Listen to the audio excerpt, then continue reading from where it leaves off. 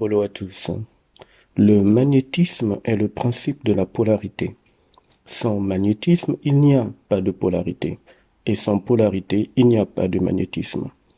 Le magnétisme est toujours lié au fait d'attirer. Toujours. En atterrissant dans cette planète par manipulation, l'humain subit de plein fouet la loi occulte du magnétisme astral, et donc de la polarité. L'électricité systémique, à savoir l'électricité qui provient de notre esprit, n'attire rien, et il n'est attiré par rien du tout.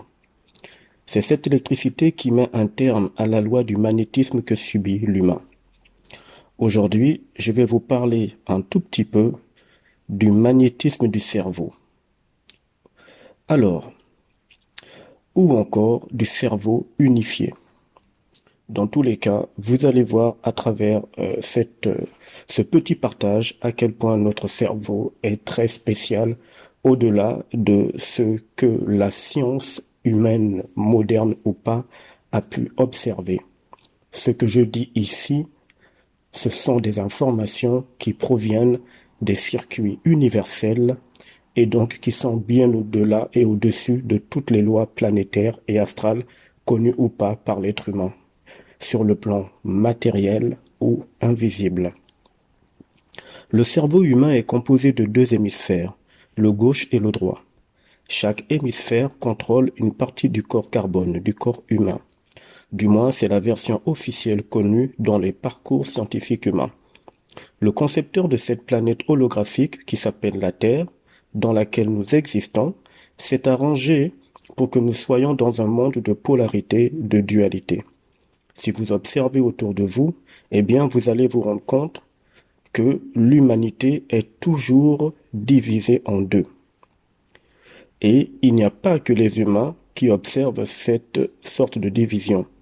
Dans ce que les gens considèrent comme étant la nature, il y a également cette façon de faire. Parfois il pleut, parfois il ne pleut pas. Parfois il fait chaud, parfois il ne fait pas chaud. Et parmi les humains, nous allons remarquer par exemple qu'il y a les riches et les pauvres. Les gens en bonne santé, entre griffes, et ceux qui ne le sont pas, entre parenthèses. Il y a ce que les gens appellent également le bien et le mal, etc., etc. Il fallait que les polarités soient visibles, car rien ne doit être caché. Et d'ailleurs, rien n'est caché. Cette polarité et cette dualité sont visibles par la forme du cerveau humain qui est séparé en deux parties, un côté gauche et un côté droit. Ce qui montre ici que l'humain n'est pas intégral, il n'est pas complet. Ce qui, bien évidemment, se voit et se répercute dans le quotidien de l'humain. Il suffit d'observer autour de vous. La connexion avec notre propre esprit ne vient pas seulement mettre le lien entre l'âme et l'esprit.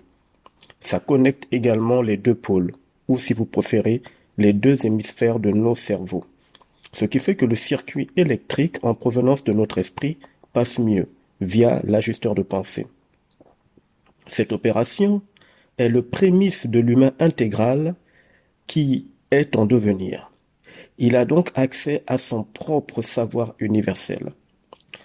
Quand il est dit dans l'écrit religieux que si un royaume se divise contre lui-même, il ne peut exister, il ne s'agissait pas ici d'un royaume au sens que l'humain voit dans le quotidien un peu partout dans le monde. Ce passage religieux est très occulte. Il s'agit ici du royaume invisible qui est dans l'humain, qui fait partie de l'humain. Il s'agit donc un peu plus de la séparation qu'il y a eu entre l'âme et l'esprit. Mais c'est également la séparation du cerveau qui est divisé en deux pôles. La division est à l'intérieur de l'humain, pas à l'extérieur. C'est l'humain qui est vu comme un royaume à part entière dans l'univers, dans le cosmos. Cette division imposée par manipulation fait que l'humain ne peut subsister aux manipulations d'entités, à leur domination, au cycle de réincarnation, etc., etc.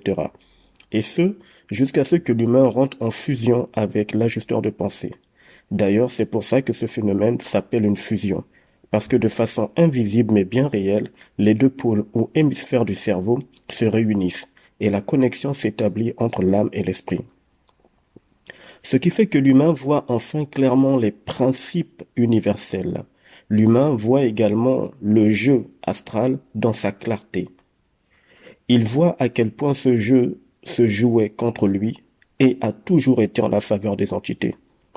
N'étant plus divisé, l'humain peut maintenant être l'unique roi des deux pôles du cerveau désormais unifié. Il devient le roi de son territoire psychique, de son royaume mental. Il est souverain au sens universel. Les entités mettront donc toute leur technologie dimensionnelle pour freiner au maximum cette réunification, ce phénomène extraordinaire qu'est la fusion de l'humain. Elles savent bien que l'humain fusionné verra clairement leur jeu. Il mettra de l'ordre à l'intérieur de lui. Il va se concentrer sur lui-même au lieu d'être concentré à l'extérieur de lui. Il devient centrique, observateur de ce qui se déroule autour de lui sans tomber dans le piège de la polarité ou de la dualité, sans tomber dans le magnétisme de cette polarisation. Cet humain sait maintenant que tout se joue réellement à l'intérieur de lui parce que tout le désordre extérieur qu'il observe dans son environnement et qu'il a subi lui-même n'est que le côté visuel du désordre qu'il y avait en lui quand son royaume était divisé.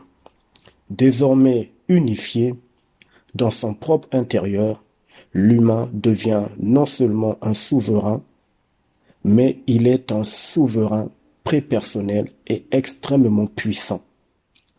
Cette puissance qui provient de son propre esprit est si grande qu'aucune entité dans les univers ou, bien évidemment, dans ce plan astral-démiurgique n'est au-dessus de cette puissance. L'humain rentre dans sa grandeur infinie. À plus tard.